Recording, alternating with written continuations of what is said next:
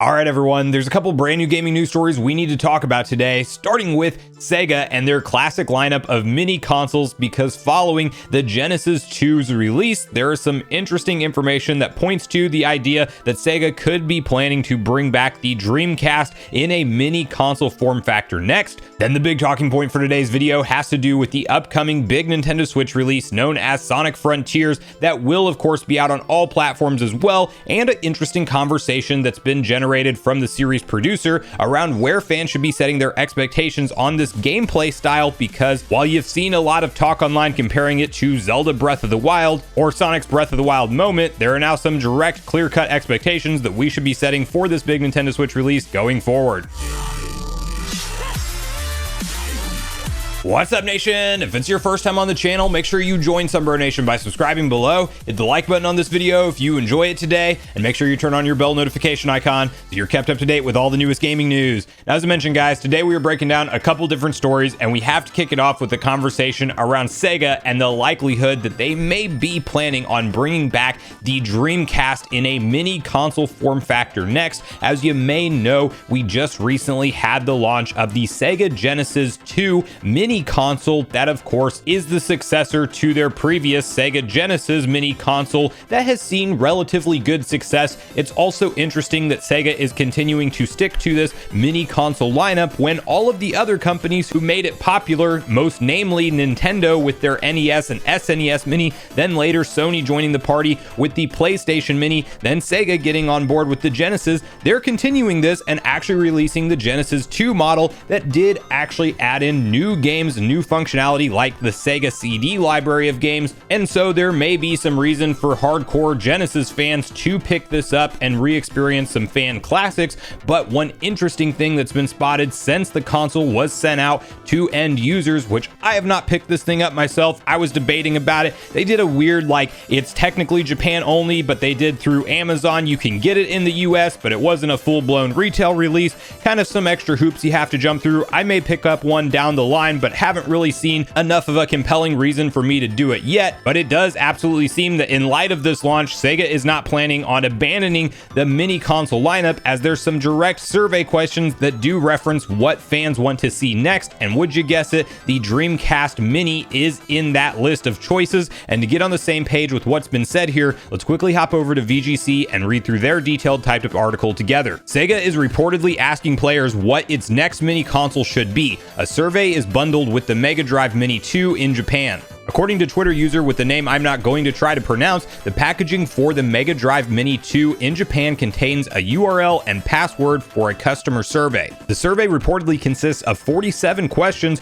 one of which asks the customer which mini console they'd like to see next from Sega. Options include the SG-1000, SG-3000, MK3, Master System, Saturn, Dreamcast, Game Gear, Arcade, or a third Mega Drive Mini. The Mega Drive Mini 2 launched last week and is the fifth miniature system released by Sega. Sega's classic hardware producer Yosuke Okanari said back in October 2020 that its next retro console could be a Dreamcast Mini. So listen, anybody over in Japan that has those surveys in hand, if you selected anything other than the Dreamcast Mini, you clearly made the wrong choice, and I don't know what you're doing. We need the Dreamcast Mini next. I think that would be a fantastic revival of a seriously cool era in gaming. And yes, unfortunately, Sega's last installment in terms of hardware in the marketplace, but was the Dreamcast ahead of its time, and was it one of the most cool, unique systems at the time? Absolutely it was. I have a ton of nostalgia for that system specifically. Never owning one myself as a child, but actually growing up and buying one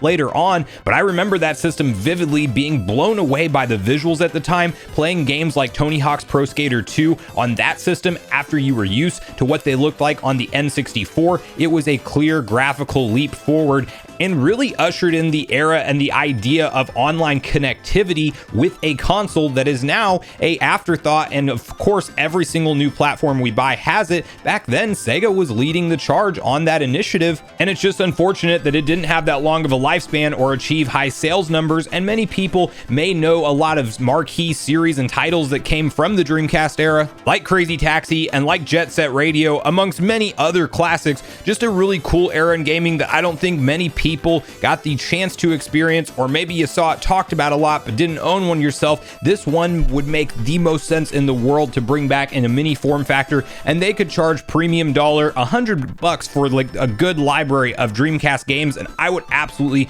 pick it up day one. Hopefully they would include the little detachable memory card that went into the controller with the LCD screen on there. A lot of really cool things that Sega could do if they chose to do it, and I do think with where Sega is at today with their game production and not participating in traditional consoles anymore, that it makes a lot of sense to ultimately build out their entire classic release console library on these MIDI systems going forward. And whether or not we'll ever see Nintendo hop back into that fray, I don't know. I would still love to have an N64 Mini and ultimately even a GameCube Mini one day, but I think we have seen a clear shift to NSO, and that mini console timeline for Nintendo was definitely more of a limited time thing that they did in a rough spot when they were experiencing low hardware sales with the Wii U. But I want to hear from you guys in this particular story in the comments down below, whether or not you think we will get a Dreamcast Mini one day, and do you think this survey and Sega clearly asking the question to their direct users is an indication of that, or do you think that this may be the last mini system we see from Sega and we won't ever get any kind of re-release of the Dreamcast or any of those classic games? So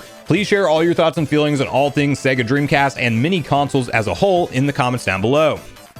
Now, the other story we're talking about today has to do with one of the big Nintendo Switch November games that is fastly approaching, known as Sonic Frontiers, that, yes, of course, we've talked about plenty here on the channel. If you are a returning viewer, you may know that I am highly anticipating this game as somebody who grew up as a hardcore Sonic fan and have a ton of nostalgia for the franchise, but really have fallen off over the years with certain 3D installments, still having a ton of love for Sonic Adventure 1 and 2, and I even really enjoyed Sonic Heroes thoroughly, but I haven't kept up with the 3D installments near as much, as I think you can say they have definitely dwindled in quality over the years, and while there has been great ones here and there, they have not been consistent in any stretch of the word, and there's clearly a lot of hype built up around this big Sonic Frontiers release because this is claimed to be the first open zone, not open world, but open zone gameplay experience for Sonic, and the foundation of what 3D Sonic games will look like for the next 10 years going forward. And while we've seen an up and down on the media marketing hype behind it, mainly because of Sega's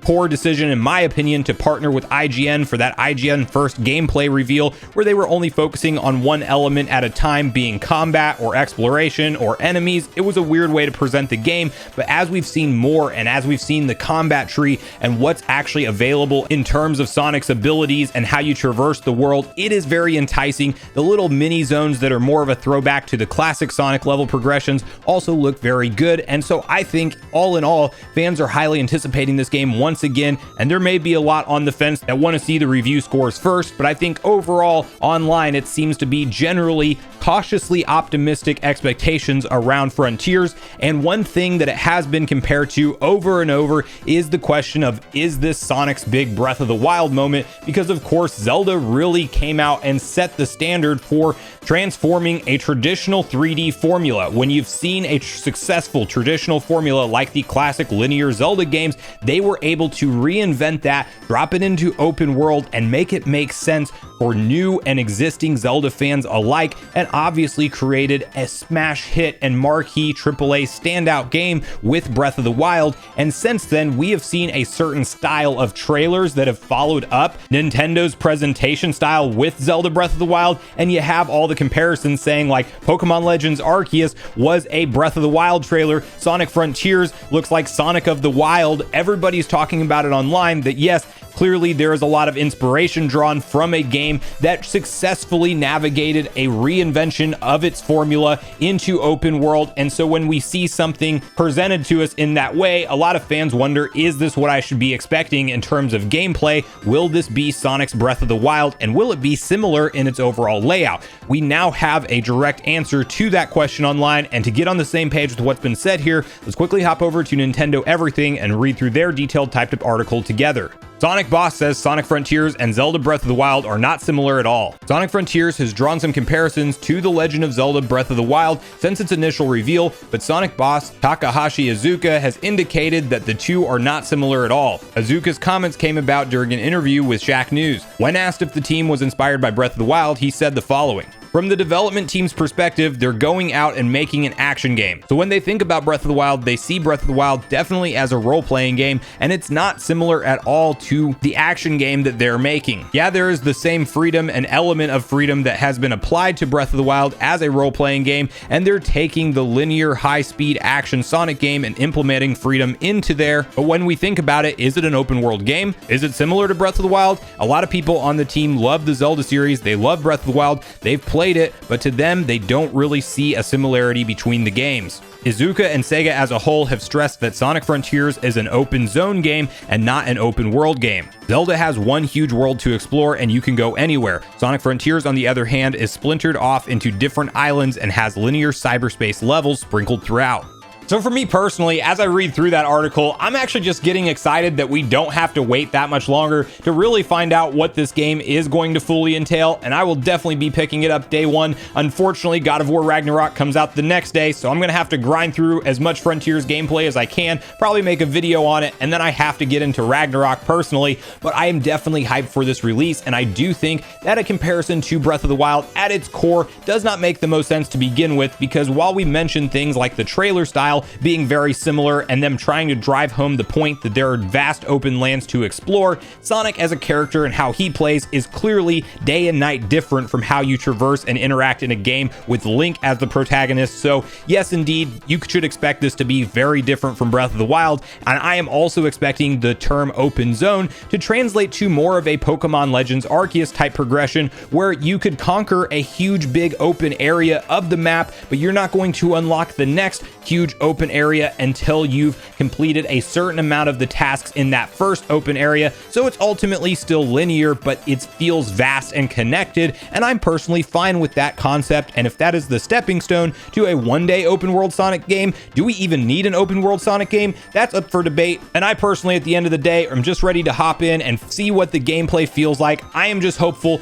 it is fun and fast and action-packed, and the combat, if that feels good and smooth, if there is a legitimate difficulty for some of the bosses, if there's some puzzle elements that are actually hard to figure out but feels rewarding once done, and you feel like you're always progressing and leveling up as Sonic and gaining new abilities, he's getting faster, all of the things in the skill tree so far have me very cautiously optimistic. I will stress that I'm not saying this is going to be a home run hit, but I'm cautiously optimistic for this Sonic game, and I definitely cannot wait to get my hands on it on November 8th. But at this point in the video, guys, I want to hear from you personally on both the different stories we talked about today. How are you feeling about Sega and their mini lineup of consoles? And do you think we're around the corner from some kind of announcement from a Dreamcast Mini coming back soon? And definitely share with me whether or not you're planning on picking up Sonic Frontiers at release, or if you're waiting for reviews to drop first, or if it's a game that from what you've seen so far, you just know it's not going to interest you very much at all. And were you thinking that this might be the Breath of the Wild style game for Sonic? And does that make you more or less hyped to hear